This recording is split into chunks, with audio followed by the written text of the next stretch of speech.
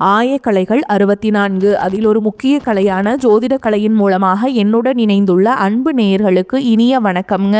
மீனராசி நேயர்களுக்கு புதுசா அப்படி என்ன இருக்க போகுது, எப்பவும் போல வாழ்க்கை கீழே தான் போகுது அப்படின்னு கதரும் நேயர்களுக்கு ஒரு நல்ல செய்தி காத்திருக்குதுங்க. அந்த செய்தியை தெரிஞ்சுக்கிறதுக்கு முன்னாடி இந்த உலகை காக்கும் முருகப்பெருமானுடைய பாதம் தொட்டு வணங்கி வீடியோக்குள்ள போலாங்களா? என்னுடன் சேர்ந்து நீங்களும் இந்த மந்திரத்தை சொல்லிட்டே உங்களால் முடிஞ்சதுன்னா கமெண்ட் பாக்ஸில் ஒரு முறை கமெண்ட் பண்ணுங்க. ஓம் முருகா போற்றி, ஓம் முருகா போற்றி, ஓம் முருகா போற்றி.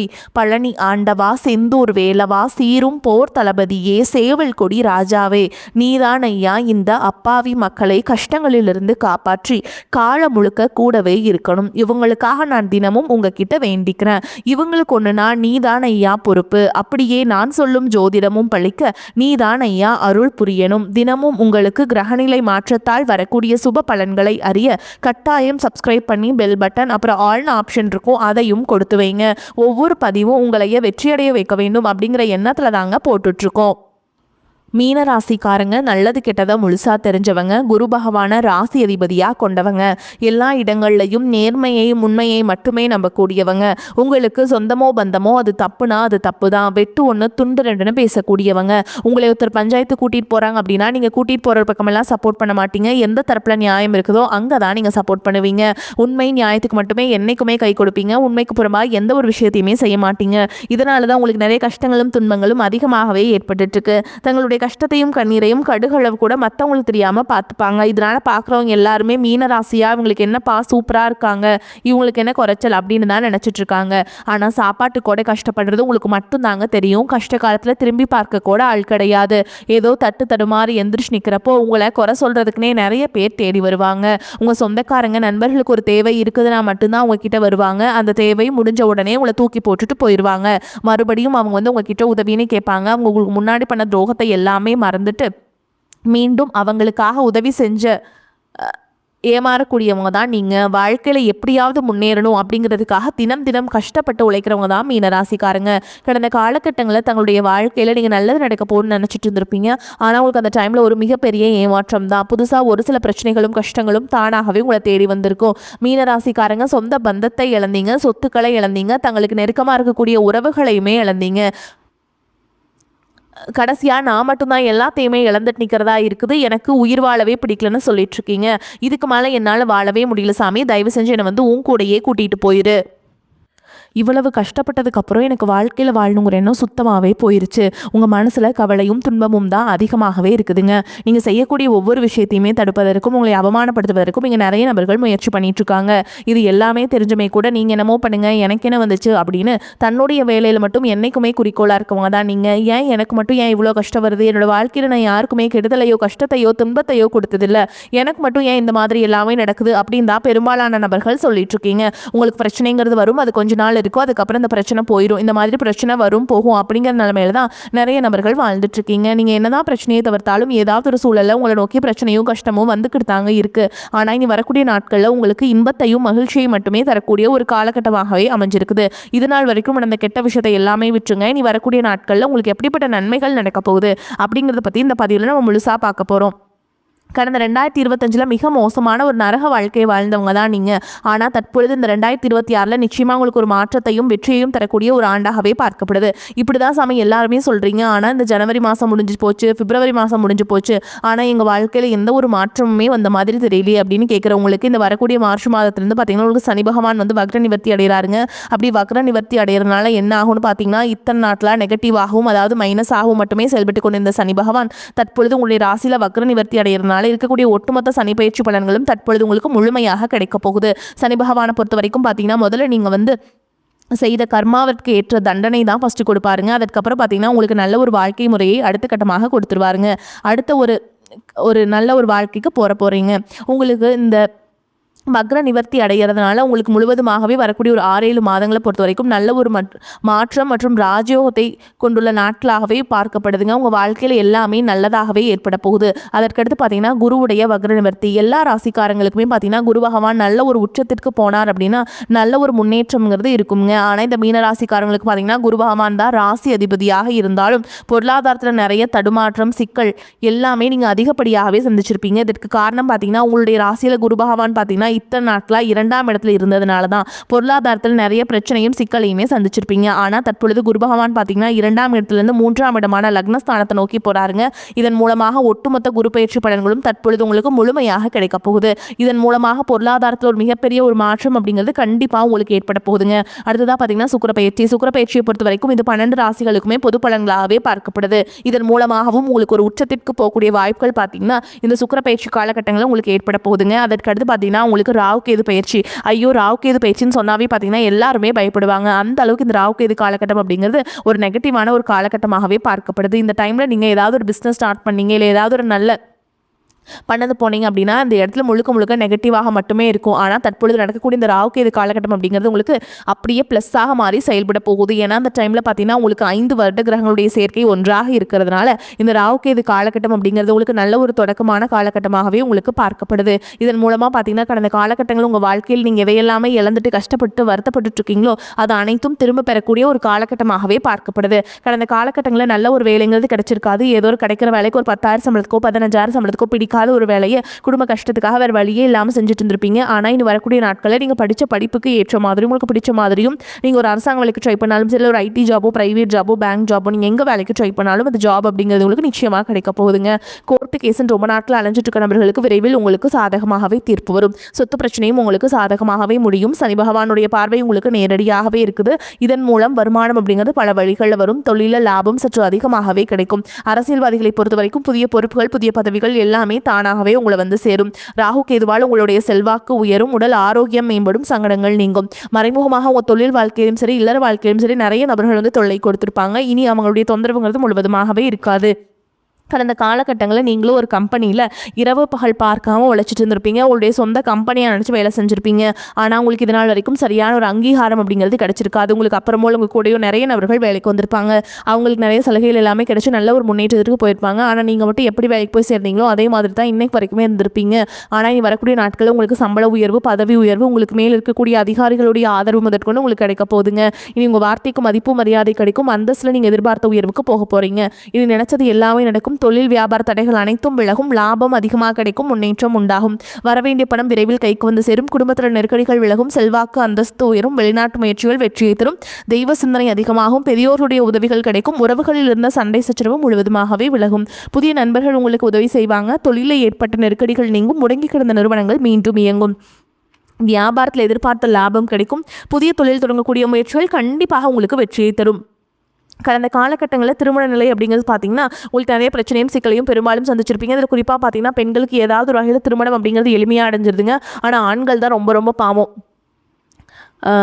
ஏன்னா அடிச்சு பிடிச்சி நிச்சயதார்த்தம் வரைக்கும் போனால் கூட அக்கம் பக்கம் இருக்கவங்க தெரிஞ்சவங்க எடுத்து வரைக்கும் நிறைய நபர்கள் இருக்காங்க. அதுவும் மட்டும் இல்லாமல் ஜாதகத்துலேயும் பார்த்தீங்கன்னா சுத்த ஜாதகம், ராகுகேது ஜாதகம், செவ்வாய் ஜாதகம் இருக்கிறதுனால திருமண தடை அப்படிங்கிறது அதிகமாகவே ஆண்களுக்கு ஏற்பட்டுருக்கு. வரக்கூடிய நாட்கள் இது அனைத்தும் நிவர்த்தியாகி நிச்சயமாக நீங்கள் திருமண வாழ்க்கைக்குள்ளே அடி எடுத்து வைக்க போகிறீங்க. வாழ்க்கை துணை இழந்து மீனராசி ஆண்களோ பெண்களோ அடுத்து வந்து 2வது திருமணம், அதாவது செகண்ட் மேரேஜ் பண்ணலாமா வேண்டாமா அப்படிங்கிற ஒரு மிகப்பெரிய குழப்பத்தில் இருப்பீங்க. அப்படி 2வது திருமணம் பண்ணும்போது சொந்தக்காரங்க தப்பாக பேசிடுவாங்களா, ஊர்க்காரங்க தப்பாக நினச்சிருவாங்களா, அவங்க என்ன நினைப்பாங்க, இவங்க என்ன நினைப்பாங்க அப்படின்ட்டு நிறைய நபர்கள் வந்து 2வது திருமணத்தை பற்றி யோசிக்காமல் இருக்கீங்க. இப்போ இருக்கக்கூடிய பொருளாதார சூழலும் இப்போ இருக்கக்கூடிய காலகட்டத்தையும் வச்சு பார்க்கும்போது ஒரு சிங்கிள் பேரண்டால் இந்த சொசைட்டியில் சர்வே பண்ணுறது ரொம்ப ரொம்ப கஷ்டங்க.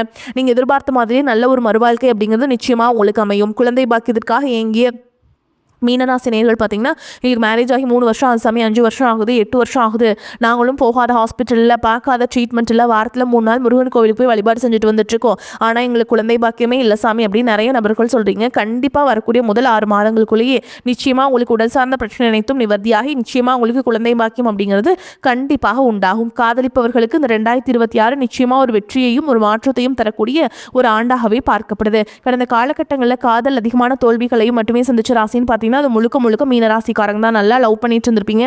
திடீர்னு சண்டை சச்சரவு, ஈகோ பிரச்சனை மூலமாக அந்த லவ் வந்து பிரேக்கப் ஆயிருக்கும். இல்லை வீட்டில் போய் சொல்லும்போது பேரண்ட்ஸே உங்களுடைய காதலுக்கு தடையாக இருந்திருப்பாங்க.